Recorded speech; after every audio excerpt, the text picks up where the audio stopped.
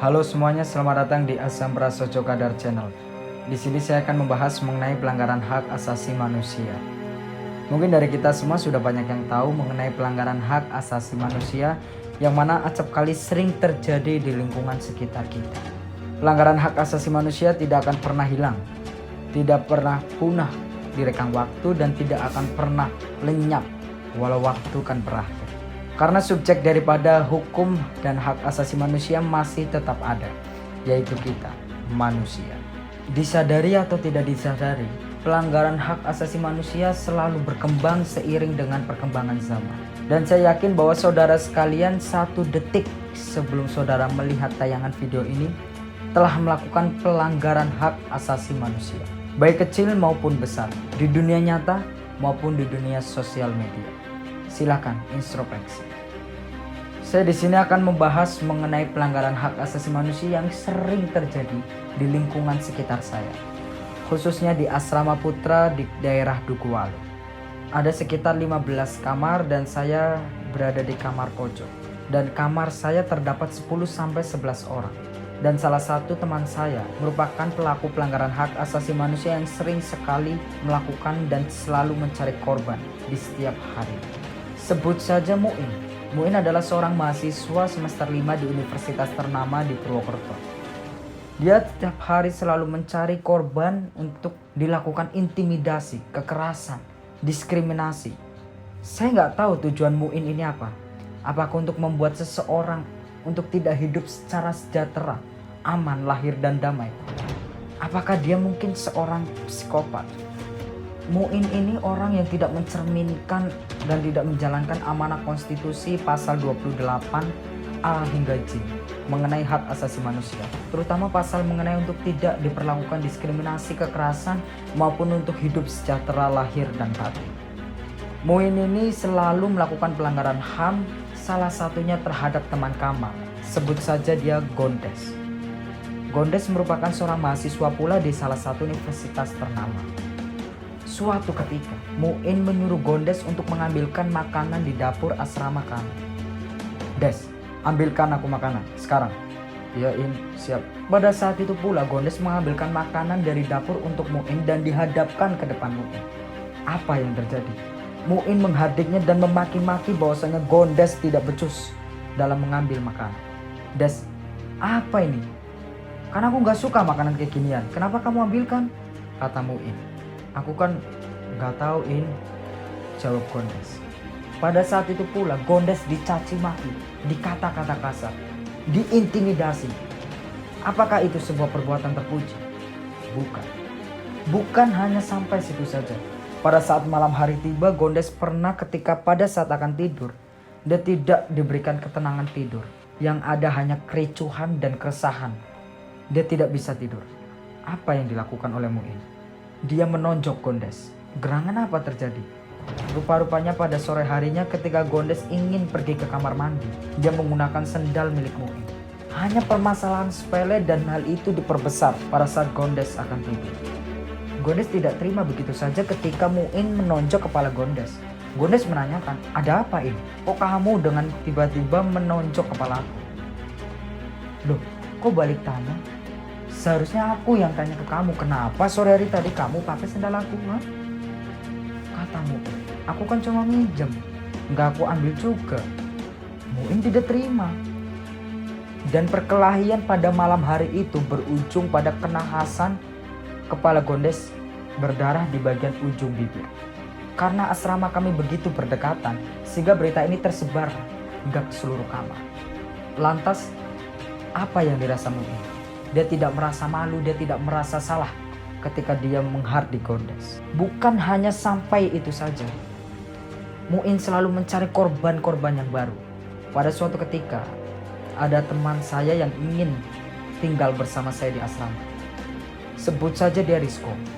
Rizko ini anaknya manja dan dia sulit untuk hidup bersama di sebuah asrama yang mana memang latar belakang Rizko ini dia tidak pernah tinggal lepas dengan orang tua, tinggal jauh dengan orang tua. Ketika pagi harinya Rizko datang dan ingin tinggal bersama kami di asrama, Muin sontak saja memaki-maki Rizko. Kenapa bisa terjadi? Rupa-rupanya lemari yang dimiliki oleh Muin dengan lemari yang dimiliki oleh Rizko berdekatan, dan Muin tidak suka ketika ada lemari seseorang yang berdekatan dengan lemari Muin. Dia menganggap bahwa ketika berdekatan dengan lemari Muin, maka bisa saja barang antara satu sama lain tercampur, dan Muin tidak suka. Padahal lemari kami bersama itu selalu berdekatan, hanya lemari Muin yang terpisah. Karena Rizko di situ orang baru dan Rizko belum mengetahui siapa Muin sebenarnya, dia mengangguk, "Iya, saya salah dan saya akan memisah lemari saya dengan lemari Anda." Bukan sampai di situ. Siang harinya Muin lapar. Muin ingin membeli suatu makanan di warung belakang asrama kami. Dia sengaja tidak makan di dapur asrama kami yang sudah disediakan setiap harinya. Dia meminta uang ke Rizko. "Riz, kamu kan anak baru. Aku mintalah uangmu itu, kan kamu katanya anak kaya," kata Muin. "Aku gak ada duit, Mas. Ini belum ditransfer," jawab Rizko. Muin tidak percaya begitu saja. Muin lantas mengecek isi lemari Rizko, dan ternyata Muin menemukan uang di bawah pakaian Rizko. Sontak saja Muin mengambil dan dia membelanjakan uang tersebut untuk membeli makanan untuk dirinya sendiri. Rizko awalnya takut, dia tidak tahu harus bagaimana. Dia serba salah. Dia orang baru, dia belum tahu aturan kamar kami, dia belum tahu Muin, dan dia belum punya teman kecuali saya. Dan saya yang pada saat itu diceritakan langsung oleh Rizko, saya memberikan saran kepada Rizko. "Sudahlah Riz, memang Muin orangnya seperti itu, kita mau apa?" Dia mentang-mentang lama di asrama ini, jadi dia bisa bertindak senonoh dan dia bertindak seenaknya sendiri. Dan saya pun pernah menjadi korban daripada Muin itu. Saya pernah suatu ketika pada saat mengerjakan tugas di laptop, apa yang dilakukan Muin? Dia sontak menghapus file saya dengan tiba-tiba dan tidak ada alasan apapun karena dia hanya ingin bercanda. Bagaimana mungkin saya tidak marah ketika melihat perlakuan Muin tersebut? Tapi saya sabar dan saya tidak menghiraukan apa yang dilakukan Muin. Saya menganggap bahwasanya peristiwa itu hanya sebagai angin lalu. Dan saya ketika ingin bercerita dan menceritakan kejadian tersebut kepada teman saya, tidak ada gunanya buat saya. Hanya waste time saja untuk menghabiskan waktu saya untuk mengerjakan tugas kembali. Tapi ya sudahlah, itu peristiwa yang menimpa saya. Kita kembali lagi ke cerita Rizko tadi. Ketika siang hari Rizko sudah dipalak uang oleh Muin, dia tidak bisa bercerita kepada siapapun. Dan sore harinya menjelang malam, dia sengaja tidak keluar kamar ketika kami semua sedang bercanda ria di depan kamar. Dia hanya termenung di sudut kamar. Saya melihat dia mengambil HP dan dia seperti sedang akan menghubungi seseorang. Siapa dia? Ya, orang tua Rizko. Dia bercerita keluh kesah selama 1 hari. Dia merasa tidak betah. Dia baru tinggal 1 hari di asrama sudah banyak kejadian. Lantas ketika besok hari tiba, apa yang terjadi? Rizko tidak jadi ikut tinggal bersama kami di asrama. Dan dia memutuskan untuk keluar dari asrama. Sangat nahas dan ironi perilaku Muin ini. Dia tidak merasa bersalah dan tidak merasa malu ketika dia menjadi pelaku daripada pelanggaran hak asasi manusia sendiri. Mungkin dia merasa jagoan. Mungkin dia merasa paling hebat dan paling benar. Dia ingin dihargai. Dia selalu menekankan, "Saya memang tidak ingin menjadi raja, tapi setidaknya kalian harus menghargai saya sebagai seorang senior di kamar ini." Bagaimana mungkin kita menghargai seseorang yang dia selalu melakukan kekerasan terhadap kita? Dan saya yakin bukan hanya ada satu Muin saja di dunia ini. Ada banyak Muin-Muin lain di luar sana. Sekelumit kisah yang ada di asrama saya. Dan saya berpesan kepada semuanya, stop melakukan kekerasan terhadap seseorang, stop melakukan intimidasi. Berikan hidup sejahtera lahir dan batin kepada semua orang tanpa terkecuali. Kita semua berhak hidup sejahtera lahir dan batin tanpa ada kekerasan dari orang lain. Ingat, stop pelanggaran hak asasi manusia. Menjadi manusia saja sulit, apalagi memanusiakan manusia. Mungkin sekian dulu pembahasan pelanggaran hak asasi manusia yang dapat saya berikan kepada saudara sekalian. Mungkin lain waktu saya dapat bercerita kembali terkait pelanggaran hak asasi manusia yang lain. Selalu menjadi manusia yang menjadi garda terdepan untuk melawan pelanggaran hak asasi manusia. Jangan sesekali kita menjadi pelaku.